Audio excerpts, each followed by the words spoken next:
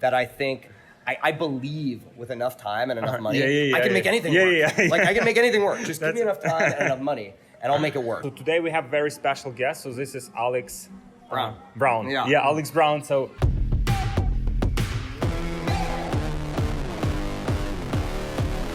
Alex is a chief marketing officer, right? Yep. In DFO Global, like huge company that provides also like basically all services, like technology, products, and Traffic for e-commerce, and they market tons of different products very successfully. And so Alex just shared his process for finding products, because like what you said is just like, no matter like how good the marketer you are, like how good your ads are, like, but if you don't have like a good product, it's... You know, I just think it's funny because it's very obvious, right? But like, I think people overlook it sometimes, and we sometimes as marketers get so caught up in a product or something that maybe we like, right? But you know, the general marketer population is not interested in it. And it's, you know, funny, like over the years, some of our best-selling products have just been like the randomest things that you would ever think of. And so it's really important not to get, you know, to make sure you get that right product right out of the gate, as opposed to, again, having to out-optimize your way into a product that, you know, maybe isn't as desired by the market. And then like you also share like 3-stage process. That, I mean, it would be hard to compile it in one. But like basically, you have some criteria that you kind of like judge products. Okay, so if it doesn't fit these criteria, and one of the criteria you mentioned was like 5% click rate link. Is that right? Yeah, well, I mean, again, so the way our process works is before we even, you know, start testing any media towards a product, we have like just a survey and a list of key criteria that we rank products based on. And again, it's not necessarily what makes a good product, but it's what makes a good digital direct response offer, right? And so I think that's where the, you know, disparity comes in, right? We have a good list of criteria that we know if a product meets, you know, at least 70% of these key criteria, it's most likely going to be successful. And so before we even do any testing, we'll rank products based on that. The ones that pass through that criteria are then, you know, entered into what we call our fast track process. And what we're looking for is, it's 3 stages. First is interest, second is conversions, and third is optimization. And so when we're going in the first phase of the process, basically we're not actually even taking any orders. We're just dry testing. So we're basically driving a user to, you know, just a standard, you know, almost like a Shopify or ClickFunnels page where they can, you know, again, go see the product, you know, try and add it to cart. So no pre-sales at this stage? No pre-sales. Very simple. No, our goal in fact is to make it as, you know, the minimum amount of, you know, time spent working on it, and in terms of like media spent, until we know that there is interest in it. So yeah, we don't build out any like, you know, complicated web assets. Like, in fact, this first phase, from what we've clocked, it takes you know, a non-technical person on my team under 7 minutes to build out this entire funnel and get it live. So, you know, again, phase 1, we've spent, say, 7 minutes building out a funnel. We, you know, build out some simple ads, and, you know, we spend about $500. And for us, based on our key criteria, that's enough for us to know if this product has interest. Now, look, is there the chance that we've like potentially killed some products that like could have been really good? Like, there it is, right? But again, for us, it's more of a shotgun approach. We'd rather go out and test 100, find the like, you know, 10 or so that are really showing promise, and then move them up the funnel. And how many products do you typically test on a daily or like monthly basis? It's a really good question. So we've started recently doing this for third-party clients, right? So for clients who come to us and again, want to get into e-commerce, but don't really know how, and, you know, or just don't know which product to select, right? So they may come to us with, you know, 10 or 20 products, and ask us to do the process for them. So in some cases, we'll be doing 20 for one client, while also doing another, you know, 10 or 20 a week just for us, and then, you know, so on. So it kind of depends, but I mean, dozens and dozens a week. And so you mentioned something very interesting, that like, for example, if like business owner likes his product and like it's like personal attachment, right? So he will try like to push that product, right? How do you like, did you make like some mistakes in the past where you just like pushed something that...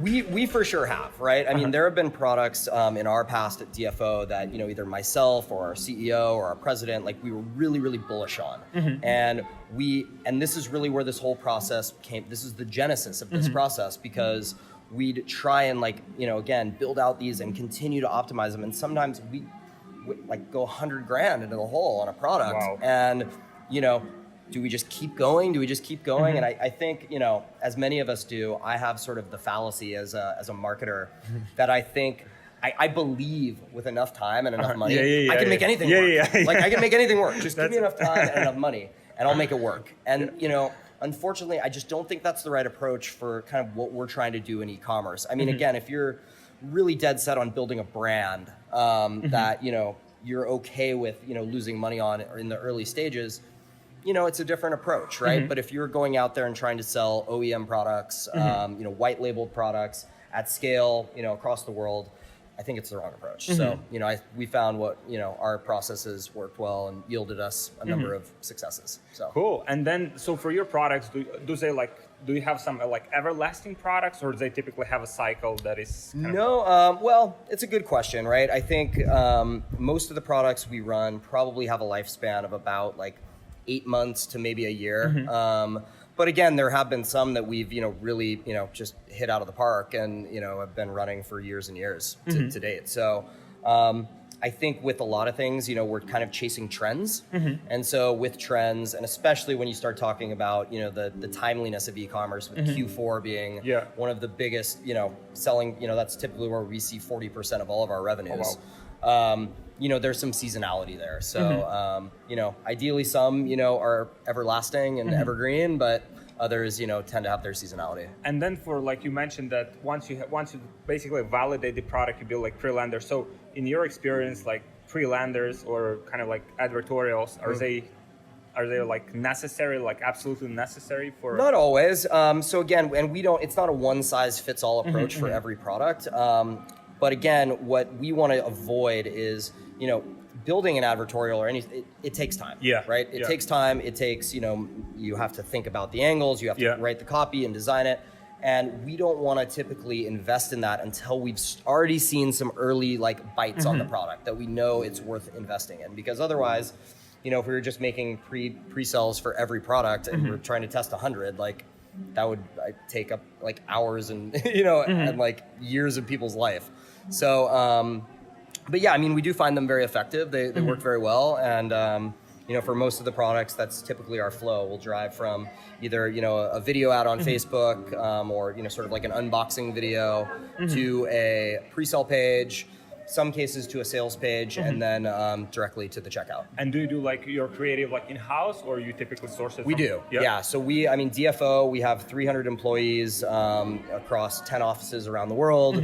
So we have, creative teams in Vancouver and San Diego that assist us with, all of our video and copywriting and, other graphics needs. Cool. Yeah. And what's your vision like moving forward? You want to expand this kind of like different products route, or you want to like focus on some like? No, we do. Niches? I mean, our focus now, and I think we're seeing the tide shift, kind of away from a lot of this, OEM white labeling stuff into more of brand building, right? And I think that's really our focus for, the back half of 2019 and beyond, is to really start turning some of these products, start protecting them, whether it's through, some modifications to the product where we can patent them or trademark them, and ensuring that, we're able to, again, scale them up and reap the rewards. So when you choose a product, like what's kind of like potential outcome that you're looking for? Is that product must be like 7-figure product or 8-figure product in potential? Well, I don't, 8 figures, 9 figures, it's all good. No, I mean, look, it just depends. I mean, I think we go into every product, knowing that we can scale it. And because we run such a global operation, I mean, even if we're doing 7 figures in the US, I mean, all of a sudden we scale it to Germany, to France, to the UK, to Australia. And, again, then we've just doubled or tripled that. So we always we take most products and we look at them with a global scale. We'll typically start in the United States. We'll start in, the tier 1 English speaking markets, because it's easier for us to optimize our campaigns and, dial them in our native tongue. But then typically we roll them out globally. And how do you hire the best people for your team? Obviously, you have like amazing team. Yeah. Well, I mean, we do a couple different things. Number one, in San Diego, we actually have this interesting process where we will do what we almost do like speed interviews. for people, where again we let everyone on the team interview a potential candidate for about 5 minutes. Okay. Right? Because at the end of the day, it's not just me hiring someone. Yeah. It's again, this entire team is going to work collectively with our this new hire, and so they all have to buy in and they all have to trust them. And again, it helps us eliminate bias as well, because typically when I'm interviewing someone, I know in the first 30 seconds if I'm going to hire them or not. You just tend to have that, that judgment in our head. It's a bias. So, again, by letting multiple, members of our team come into the process and give their opinions and weigh in, it, typically yields us some pretty good candidates.